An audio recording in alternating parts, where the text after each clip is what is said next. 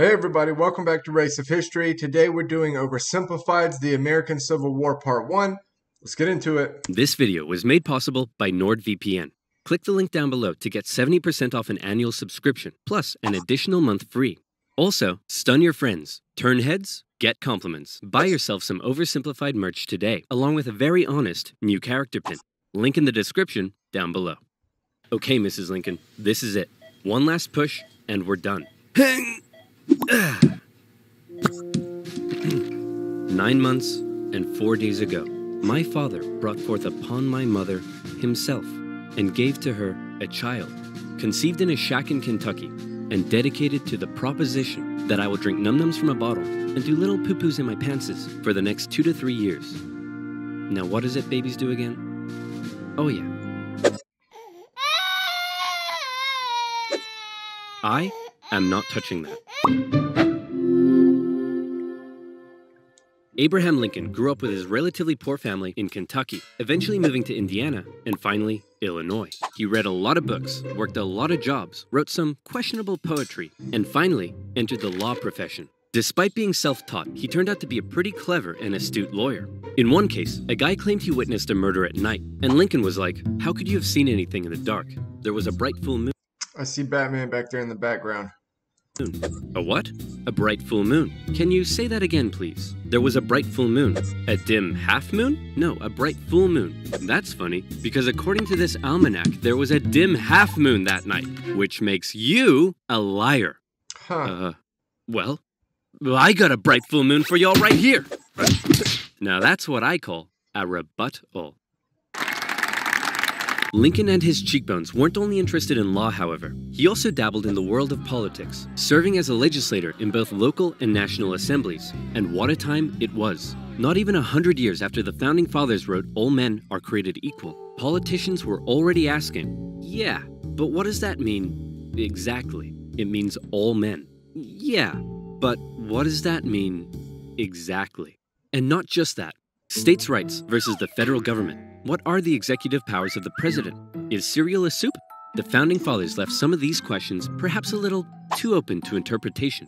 And the biggest question of them all was slavery, an ugly mark on what should have been a revolutionary new nation based on liberty and democracy. Thomas Jefferson had written a condemnation of slavery in the Declaration of Independence, but out of fear of losing Southern states' support, it was removed. Hey guys, do you think leaving this a little vague will create any unforeseen problems in the future? Cannonball! And those unforeseen problems were now beginning to rear their ugly heads. As the nation developed, the North and the South developed along two very different lines, and two very different cultural identities emerged. Northern cities began rapidly industrializing, while the southern climate allowed for large plantations of labor-intensive crops. As a result, one half of the country didn't rely on slaves, while the other half had become economically dependent on them. In 1793, Eli Whitney's cotton gin caused the slave trade in the South to explode, while in the North, a growing abolitionist movement was taking root. A general mistrust began to develop between the North and the South, as Northerners felt the South were hell-bent on expanding slavery, and fear spread throughout the South that the North wanted to take their slaves away. In 1819, there were 11 free states and 11 slave states. A perfect balance, a happy medium, a harmonious relationship. Hey guys, nice to meet you. I'm Missouri, and I would like to become the 23rd state. Hey buddy, welcome to the nation. We'll be happy to accept you as a free state. Oh no, you don't. You're trying to get one over on us. Missouri's gonna be a slave state. Okay, listen, why don't we just ask Missouri what it wants to be, and we slave state. Yeah, so there is a ton of land that comes into the continental U.S. during this time period. First, you have the Louisiana Purchase from Napoleon and the French. That brings in a huge chunk of land. And then you have the Mexican-American War, where another just huge amount of territory comes in under the fold of the United States. How do you bring that land all legitimately under the fold? You create states. And so as this land is brought in and as more states are created, you have this extreme balancing act to where neither side wants the other to get a leg up on votes. And so each side is kind of fearful that the other side will get it. And so they kind of keep doing this back and forth thing where states are added kind of with each other. But eventually the free states will get the upper hand and will outnumber the slave states. Well, then, allow me to introduce to you the newest, freshest state on the scene, Maine. Hey, you can't do that, and you can't have any more slave states above this line. What? The issue of slavery is solved, and it will never come up again. A few years later, it came up again. You see, as America expanded westward, each new state or territory that was added threatened to upend the delicate balance between the slave and free states. If one faction managed to outnumber the other, it could gain an easy majority and force its own ideals on the opposing side, leaving a huge portion of the population feeling spiteful and oppressed. For a while, compromises kicked the can down the road and kept the volatile balance in check, as new free and slave states were roughly added in pairs. But then one loudmouth state just had to barge in and ruin everything as usual. I'm from Texas, so sorry guys. The addition of Texas saw the United States enter into a war with Mexico, which they won, gaining a huge amount of land out west and creating even more problems. Hey guys, nice to meet you. I'm California, and I would like to become the 31st state. Hey buddy, welcome to the nation. We'll be happy to accept you as a southern slave state. Oh no, you don't. You're trying to get one over on us. California's gonna be a free state. Okay, listen, why don't we just ask California what it wants to be, and we can free state? Well, then, allow me to introduce to you the territories of New Mexico and Utah, able to freely vote for slavery themselves. Hey, you can't do that! And we can enter Northern Territory anytime we want to recapture escaped slaves. What? That's actually a pretty big deal. The Fugitive Slave Act of 1850, essentially the way that it had been working is if runaway slaves made it to the North, for all intents and purposes, they were considered free because nobody there was going to take them back down south. However, with the Fugitive Slave Act, you have Southerners then coming up into the North to recapture escaped slaves. And it really kind of throws off the balance of everything that's been going on. It's a big piece of legislation. The issue of slavery is solved, and it will never come up again. A few years later, it came up again. In 1854, a Democratic senator from Illinois wanted to build a really cool choo-choo train here and proposed that the territories of Kansas and Nebraska be created open to slavery, even though they were clearly above the Missouri Compromise line. Obviously, the northern states were like, hell no. But the southern Democrats who controlled Congress at the time were like, well, if you love liberty and democracy so much, then you should let them vote on whether slavery should be legal or not. And so it was. Huge numbers of pro- and anti-slavery settlers rushed to Kansas to sway the vote in their favor. Kansas. And while they were all there, they began to beat the crap out of each other. One of those settlers was a man named John Brown, a former businessman who failed at just about everything he tried and went arguably insane. He was a radical abolitionist and dedicated much of his life to John Brown is a very polarizing figure. Because of how radical an abolitionist was, historically, he's kind of looked at in a good light. There's a lot of evidence that he might have been absolutely insane, though. the Underground Railroad and freeing slaves. One night, in revenge for an earlier raid by pro-slavery forces, he and his sons killed a number of pro-slavery settlers in the territory, helping to kickstart years of violence known as Bleeding Kansas. Kansas and Nebraska both eventually voted in favor of outlawing slavery. But from here, the tension began to grow at a rapid pace. In 1852, author Harriet Beecher Stowe penned Uncle Tom's Cabin, a best-selling novel that exposed the terrible cruelty of slavery to the world. Oh, how awful. How morally corrupt a nation must be to allow such things to happen. Your Majesty, what should we do about all the starving children working in the coal mines? Nothing! In 1854, the Republican Party was formed, and Abraham Lincoln emerged as a leading figure. Southern Democrats viewed the new Republican Party with mistrust, believing it to be radical and abolitionist. In 1856, a politician named Charles Sumner gave a speech in Congress, calling out slave-owning Democrats with fiery language. If slavery was a woman, she'd be an ugly one, and the senator from South Carolina would like to boink her. Representative Brooks, do you have a rebuttal? Oh, I have a rebuttal, all right.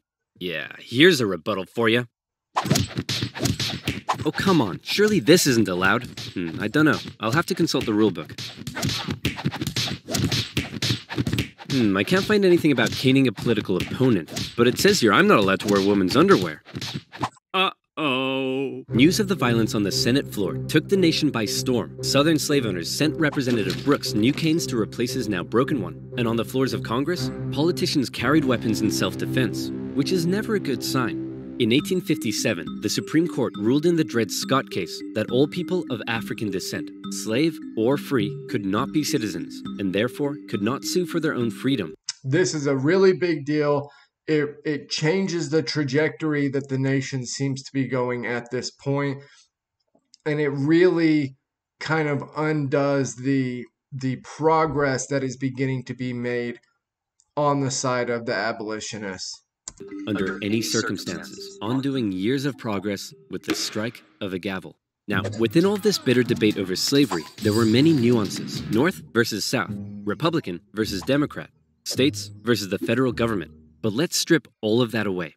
For 4 million individuals living in America, this wasn't about political intrigue or party alignment. It was about the basic human right to be free.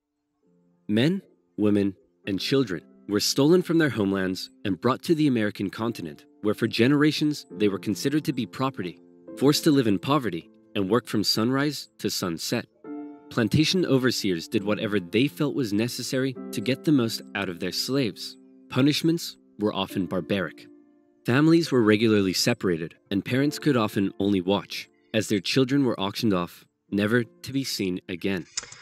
So one of the things that is interesting about this to me is why the slavery happening in this time period is looked at so drastically differently from a historical context than slavery that has been going on forever historically.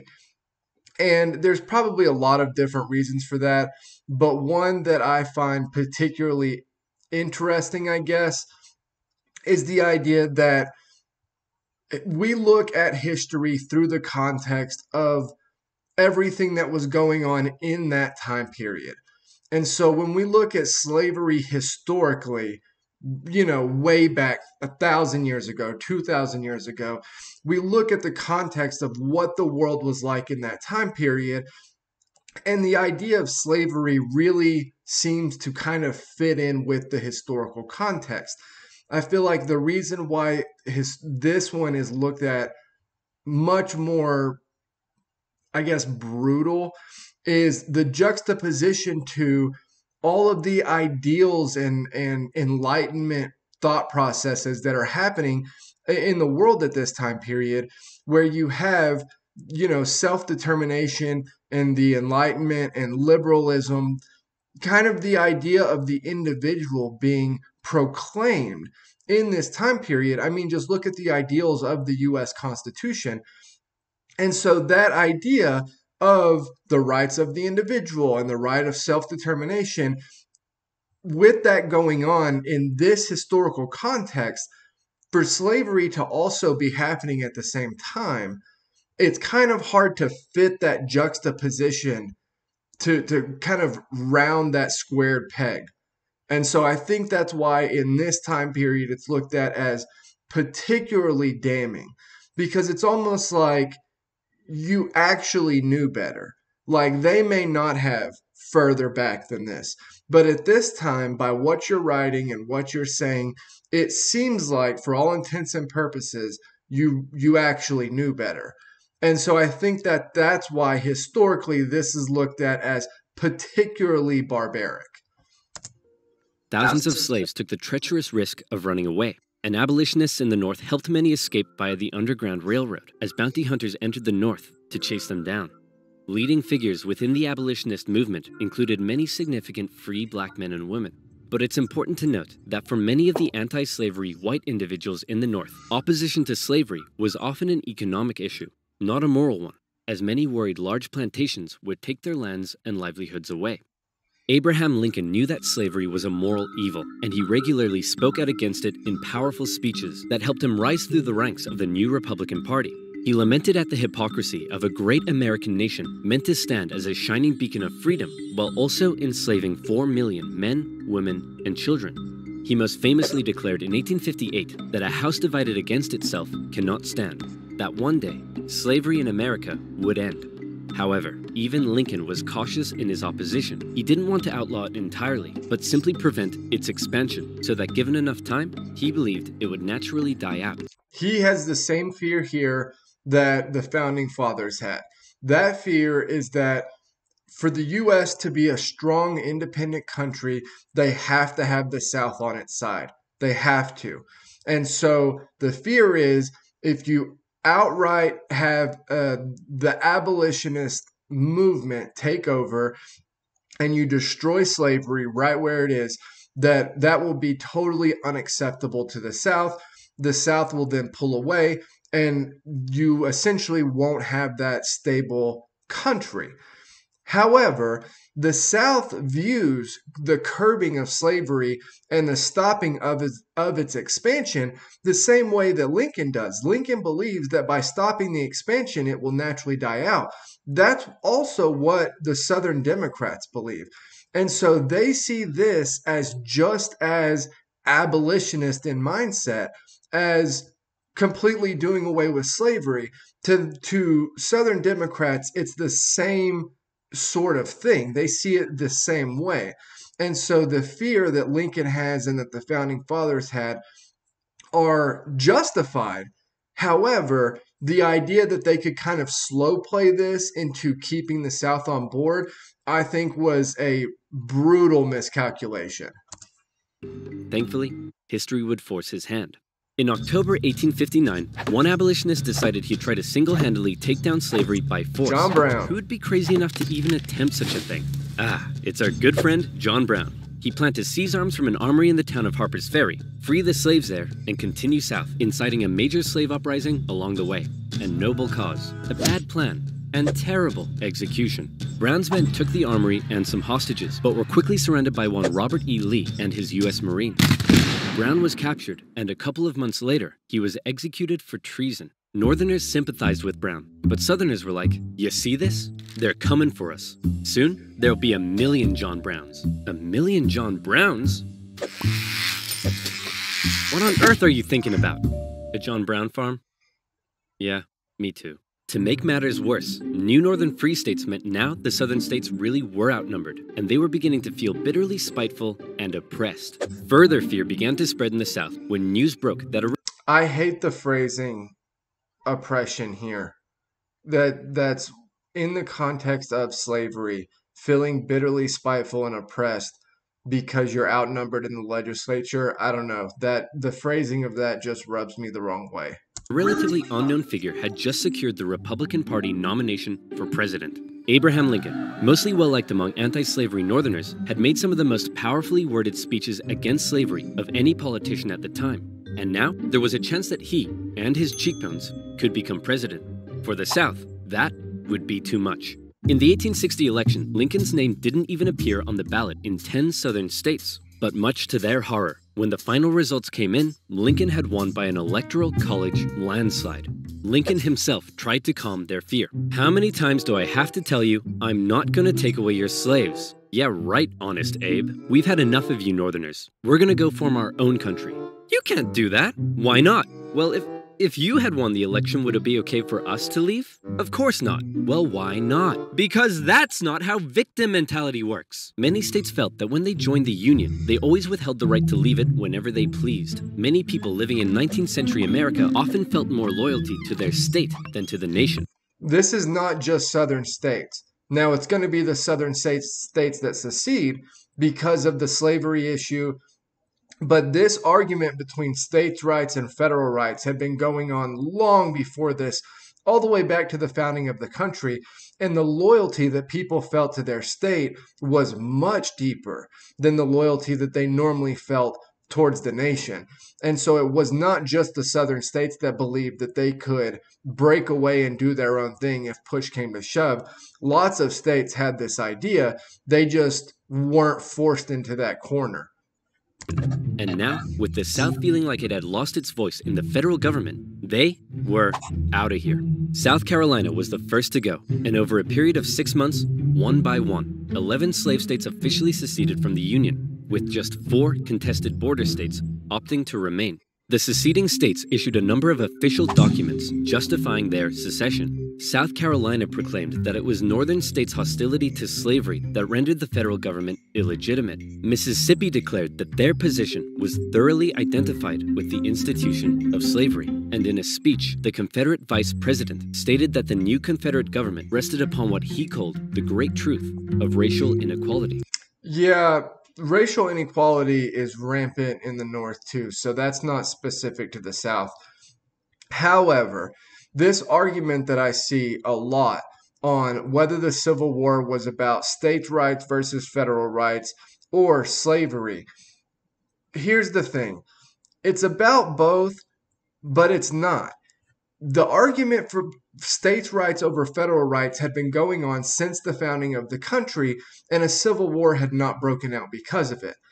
You know, there were court rulings, there were back and forth legislative arguments, and pieces of legislation that went through that kind of push and pulled on this authority of between the states and the feds. That could have continued. That could have continued to be kind of worked through. It's specifically states' rights and federal rights coming to a head with the institution of slavery that causes secession in the Civil War. If slavery is not here, it is not the issue that causes the secession. It is specifically based on slavery that causes the outcome where the South is just going to leave and start their own thing. Revered American generals, such as Robert E. Lee, opted to side with their states over the Union. And with all the chaos, one New York lawyer wrote that rather than a bold eagle, America's national bird should be a debilitated chicken. And hey, I kind of like that. One man, watching the crisis unfold, knew it would be his job to solve it. Lincoln was just about to hop on a train and become the President of the United States of America. Hey man, you're hella ugly. Grow a beard or something to hide that face. Good idea. Still ugly. With assassination plots already underway, Lincoln had to travel to Washington, D.C. under heavy disguise and protection. All along the way, he received stacks of threatening letters. May the hand of the devil strike you down. You are destroying this country. Damn you, every breath you take. Love from... Grandma? At his inauguration speech, Lincoln once again reiterated that no, I do not want to take away anyone's slave. Again, though, curbing slavery to Southern Democrats is taking away slaves. It is going to kill the institution of slavery. So the argument that he doesn't want to specifically take away anybody's slaves is kind of falling on deaf ears at this point because of that, specifically because stopping the expansion is going to kill it. But for Lincoln, he did want to preserve the Union. He declared secession to be nothing but an illegitimate rebellion. In your hands and not in mine, he said, is the momentous issue of civil war. You can have no conflict without being yourselves the aggressors. We are not enemies, but friends. It was clear Lincoln was ready and willing to get freaky and open up a can of Scatman John if he had to. Whether he had the support of the people, however, was in question. In the end, it was the Confederates that fired the first shot. As they seceded, the Confederate states began seizing federal U.S. property throughout the South. Off the coast of Charleston, South Carolina, was one such federal property, Fort Sumter, held by a measly, undersupplied U.S. force. The Confederate militia there demanded the fort surrender, a request which was quickly denied, and any remaining hope for a peaceful solution to the secession crisis probably then died when the Confederates did this. The Battle of Fort Sumter is considered to be the beginning of the American Civil War. Many of the Confederates there also considered it to be the end of the American Civil War. They hoped Old Abe would just sigh and say, okay, you win. Unfortunately for them, Lincoln actually said, you're about to get a roundhouse to the face. Lincoln sent out the call for 75,000 volunteers, and men signed up in droves, hopeful for some adventure and good old-fashioned F-U-N. In the new Confederate capital at Richmond, Virginia, Confederate President Jefferson Davis and his cheekbones had also sent out the call for 100,000 men. As ever, both sides hoped for a quick end to the war. Is it over yet? No, Jimmy, it's been 1 week. Is it over now? No. How about now? If you ask that one more time, I swear I will turn this army around and you'll all have to go back home to your wives and children. But in particular, the South knew the conflict would pose a bit of a challenge. How can we expect to win with a population of only 5 million against 22 million in the North? And it's not just manpower. It talked about earlier the rapid industrialization of the North. And so they have railroads and factories. They are able to essentially get the things needed to prosecute a war in a much better fashion than the South is. That's including manpower. Now, historians argue about something that's really hard to pin down, and that is the culture of the South being much more military centric, being much more ferocious fighters and willing to fight and things like that, things that are really hard to pin down. I am not qualified to say anything on this. The historians that argue for both sides of this have forgotten more history than I will ever learn in my life. But that is kind of the argument of why the South isn't totally outmatched here, I guess. If you count us 4 million slaves, you'd have 9 million. Great idea. Hand these rifles out to all the Wait a minute. You almost had me there. The problem for Lincoln was that many of his top generals were getting old and were being a bit too cautious. The commanding general was a man named Winfield Scott, a veteran of the Mexican-American War, and by now, he was too fat to even mount a horse. Okay, chaps, we need to come up with a plan. Hit me. We could wait for the Confederates to come and apologize. Maybe we should all sit in a circle and discuss our feelings. Crossing the Delaware into New Jersey worked for me. Those are all terrible ideas. And you? Wrong video. Hey, I'm the greatest president in the history of this nation. Yeah, we'll see about that, dingus. Eventually, Lincoln's generals came up with a multi-pronged strategy. First, a blockade would cut off and starve the South of supplies by sea. Secondly, taking control of the great Mississippi River would sever the South's economic artery while splitting it in two. And finally, a Maine Union force in the east would move south and take the Confederate capital, ending the war. Bada boom, bada bing. Okay, so the general plan here is a decently constructed idea. However, Lincoln's generals are god-awful. At the beginning of the war, his generals suck so bad. The South just so overwhelmingly has better military leadership than the North does at the beginning of the war, that it doesn't matter how good the plan is overall, the general macro plan, because the on-the-ground tactics and leadership for individual battles is brutal in the North. And so even if you had this perfect, great, master plan, they were not able to, implement it and handle the battles according to make that master plan work. Skirmishes began to break out across the nation, and the Union Army in the east began to move south towards Richmond. Everything seemed to be going well until they reached Manassas, where they came upon a large Confederate force. It's almost like they were waiting for us. How did they know? As it turned out, spies in D.C. had sent a coded message to the Confederates warning of the invasion. Did you use NordVPN? What the heck is NordVPN? I'm so glad you asked. Do you use the internet? Me too. Do you like internet safety? You'll be supporting my channel, so thank you. Now where were we? Oh yeah, secession, Fat Man, and the Union invasion into Virginia. The two sides encountered each other at Manassas, and both geared up for the first major battle of the Civil War. Bull Run. The First Battle of Bull Run. The Confederates rapidly brought in support via rail, and the two sides were about equal in numbers. However, they were also equally inexperienced. A large number of civilians also rode out by carriage from D.C. to picnic on the nearby hills and watch the excitement unfold. Nobody seemed to quite understand how destructive this war was going to be. The Union forces pulled a flanking maneuver to hit the Confederates on their left, and the two sides fired on each other in rows. Farm families living in the area were forced to flee the fighting, including a man named Wilmer McLean. Hurry up, Martha! There's a war out here! The more you tell me to hurry up, the Yeah, Wilmer McLean's gonna have some bad luck in this war. slower I will go! The Union force saw initial success pushing the Confederates back to Henry Hill.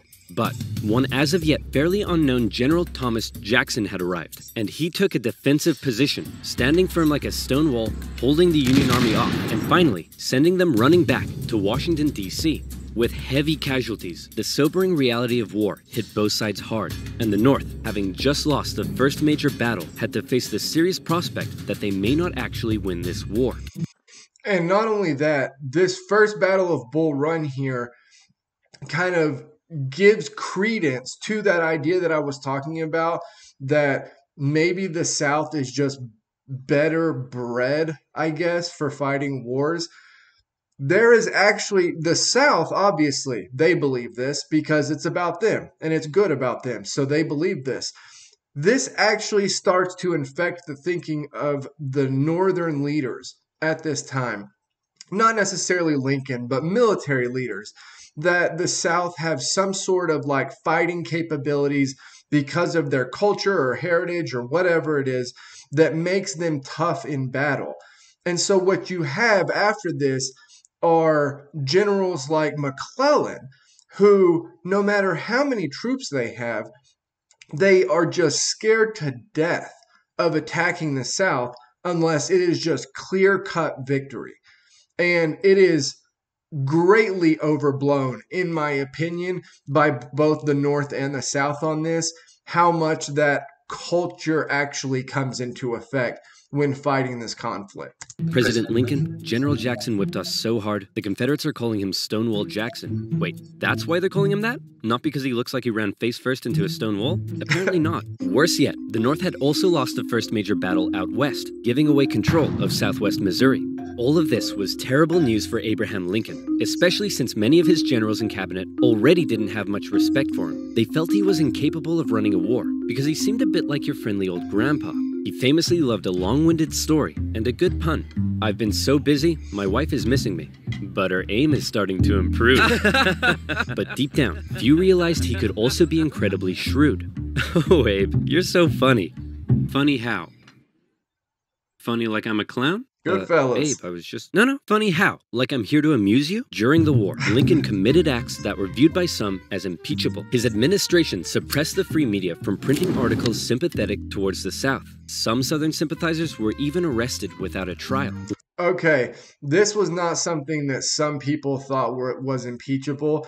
He suspended habeas corpus in the U.S. That is absolutely unconstitutional and impeachable. So there is not much of an argument that he had impeachable offenses while he was carrying out the prosecution of the war. However, it's because of the overall historical good that Lincoln was able to do that this is kind of overlooked or swept under the rug. But the suspension of habeas corpus is absolutely unconstitutional. So there really is no argument for the idea that he did not do impeachable things. That's impeachable. Lincoln's criticizers began accusing him of being a tyrant. But to quote the man himself, hey, it's war, baby. What are you gonna do? By the end of 1861, with things already looking bad for the North, abolitionists such as Frederick Douglass couldn't believe that the Union Army weren't enlisting black men. He continued to put pressure on Lincoln to make the war about emancipation. Mr. President, it's time to make the war about emancipation. I don't want to ruffle any feathers. The feathers are already ruffled. But Lincoln, hanging on to hope for a quick end to the conflict, continued to fight only for the preservation of the Union. It was decided, however, that escaped slaves from the Confederacy could be held as enemy contraband, and many of these men were put to work bolstering the Union's infrastructure and supply lines. Hoping to get things moving, Lincoln made young General George McClellan the new commanding general, and McClellan began to train up his men. McClellan sucks. McClellan sucks. He's the worst. He is brutally bad. Thought a lot of himself, however, and believed he was going to be the nation's great savior. And like many others, he didn't approve of the president's handling of the war. On one occasion, Lincoln went to McClellan's house to meet with him, but McClellan was late returning home. He kept the president waiting, and when he finally got there, he just straight up went to bed. Now that's what I call disrespectful. McClellan talked the talk, but could he walk the walk? No. No. Like Lincoln's other generals, McClellan was maddeningly cautious. Hey man, could you move south and attack the enemy? What? Are you crazy? What if they have a big scary army down there? They probably do. What? Oh my gosh! McClellan worried that he did not have the numbers he needed to fight effectively. What if they have like 10,000 men? Okay, no problem. We'll get you 20,000 men. Well, what if they have 30,000 men? I'll need 40. Okay, you can have 40. Well, what if they have 50? I'll need 60. Lincoln tried, but it was all in vain. McClellan would not make a move for the rest of the year. The North's one saving grace for now was a general out west fighting in Kentucky and Tennessee, General Ulysses S. Grant. Cool, collected, methodical, and a big fan of whiskey. And what U.S. Grant has going for him is kind of the Napoleon thing that he had going for him in France. When everybody around you is losing, if you're winning, it's very easy to rise through the ranks. And so that's one of the things that U.S. Grant has going for him here is the North is losing in a lot of different places. He happens to be doing well, even though at first he's doing kind of unpopularly well in the way that he fights, but it allows him to rise up. His chief of staff took it upon himself to keep Grant sober. One officer said that Grant habitually wore an expression as though he were determined to drive his head through a brick wall and was about to do it. And that determination led him to score a number of key victories when others around him were failing. At the Battle of Fort Donelson, Grant was like, "Why does Stonewall Jackson get a cool nickname and I don't? I want a cool nickname." "Sir, the Confederates say they're ready to surrender and want to know your terms." "No terms, just unconditional surrender." Hey, unconditional surrender Grant. That's a pretty cool nickname, right? Guys, right? Later in April 1862, the Confederates launched a sudden attack on Grant's army at Shiloh, but the determined, unconditional surrender Grant threw his lines at the rebels and sent them running. The battle resulted in the heaviest casualties in U.S. history so far, and despite his victory, Grant found himself under fire. You have to get rid of Grant. Why? Didn't he win? Yes, but he just threw his men at the enemy. Isn't that the point? Also, he's a loony drunk. Well, what does he like to drink? I believe whiskey, sir. Then send him more. Lincoln watched as his cabinet did nothing but bicker, and his generals did nothing. But then, worst of all, personal tragedy struck. Lincoln's young son, Willie, very much loved by the president, died of typhoid fever at the age of 11. Lincoln was a sensitive man and was heavily affected by the loss. His wife was inconsolable. But one of Lincoln's greatest traits, what made him such a great leader, was in the darkest of times, with composure and determination, he kept moving forward. He knew it was his responsibility to hold himself and his family together, and by doing so, he hoped to hold the nation together. And he had it with McClellan's inaction. Lincoln decided he was gonna take control. In March 1862, Lincoln firmly ordered McClellan to once again move south towards Richmond. McClellan insisted instead they move by sea to the Virginia Peninsula and attack Richmond from the southeast. "Yes," said Lincoln. "Okay, anything." Lincoln held on to some of McClellan's men to defend D.C. from a nearby Stonewall Jackson wreaking havoc in the Shenandoah Valley, and he sent McClellan south. McClellan landed on the peninsula, and he began to move inland. He came up against a small Confederate army that had dug in at Yorktown. McClellan vastly outnumbered the force, but it's said that Confederate General Magruder deceived McClellan by cleverly maneuvering his smaller force and making McClellan believe he faced a huge army. I'm sure that it was cleverly done. However, it probably did not take much to convince him that he shouldn't attack. That's kind of the way that he leaned all the time. It was hard to get him to do anything else. He's so brutal. No, you have way more men than them. Move forward. No. McClellan settled in for a month-long siege, giving time for Johnston to move south from Manassas and Magruder time to retreat. When he finally entered the city and found it deserted, he declared it a victory, calling his success brilliant. Then, after meeting some resistance at Williamsburg, McClellan moved to within just 20 miles of Richmond, his armies able to hear the church bells ringing in the enemy capital. Okay, here's the deal. He probably can end the war right here. Now, there's arguments on both sides of this. However, chances are, if he attacks right off the bat, the Civil War ends right here. They take Richmond, and that's it. That's it. Because he doesn't, nothing can make this dude attack. He is just scared to death all the time of running into a bigger or better force. And so what happens? He stalls, Stonewall comes down, they let Robert E. Lee take over, and the war continues. It's brutal. You still outnumber them. Go give them hell. No.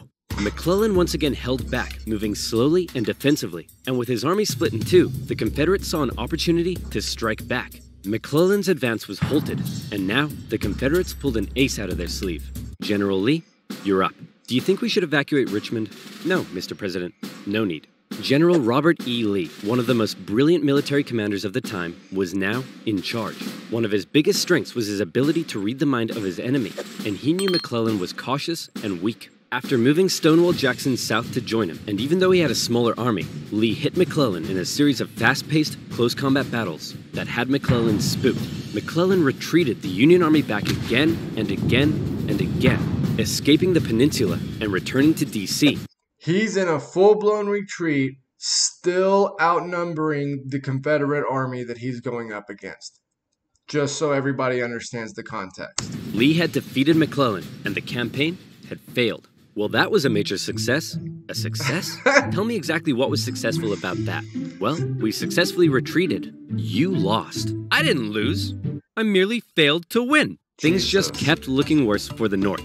At least their navy had seen some success, capturing a number of key port cities, notably when they steamrolled past Confederate forts to take New Orleans. And speaking of the navy, both sides had begun using ironclads. So that's pretty cool. But in the East, they still weren't having any luck. After McClellan's disastrous campaign, Lincoln briefly sent out one General John Pope to attack Northern Virginia.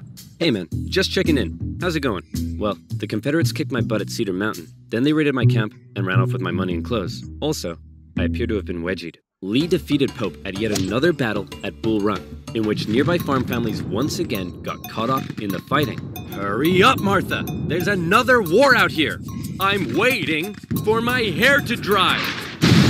Wilmer McLean, sick of war, moved his family south, where he knew the war would definitely, absolutely, never touch him again. Appomattox Courthouse. It'll never get down there. But Lincoln had yet another problem to contend with. European powers, in particular the UK, were looking increasingly like they may intervene diplomatically on the side of the Confederates. They were missing their precious supply of southern cotton because of the Union blockade, and they wanted to see a swift conclusion to the war. The tension between America and Great Britain had been increasing, especially after Confederate diplomats were discovered on a British ship. Now, after McClellan's failure to take Richmond, the UK declared it impossible for the North to win. Lincoln needed something to prevent Europe from getting involved, and after more petitioning from abolitionists, he decided maybe the time was finally right to make the war about ending the institution he hated, slavery. Okay, so this is the rock and hard place that Lincoln is between right here. If he says that this is a war about slavery, most likely it keeps the European powers out of it. So he doesn't have to worry about outside powers coming in and helping the Confederates. He thinks that he can generally beat the Confederates, or at least if he does beat them, it's just the Confederates that he's fighting. He doesn't have to worry about the war kind of spilling over into Europe or somewhere else generally in the world. However, he wants the South to be kind of quickly picked back up into the fold. He still sees this as like a rebellion. So he wants the South quickly put back into the fold of the Union and everything to kind of just carry on without these huge divisions, going on for decades or centuries after this. And so he has a choice to make. Does he keep the war specifically about preserving the Union? That may make it easier to bring the South or Southern states back into the fold after the war is over. However, most likely, if he does that, European states are going to get involved and help the Confederates. They don't have any reason to pick the Union or Confederacy. Their whole thing is that they get these cash crops from the South, and so they want access to their trade. This is hurting European trade. But so that's the way it works if you do it that way. But if you say that it's about slavery, you keep those European powers out, but you are much more likely to have major, long-standing issues between North and South. The South probably is not going to give up this war easily at all because it ends slavery right there. And so it's really kind of a balancing act for Lincoln here, and he has to pick a side.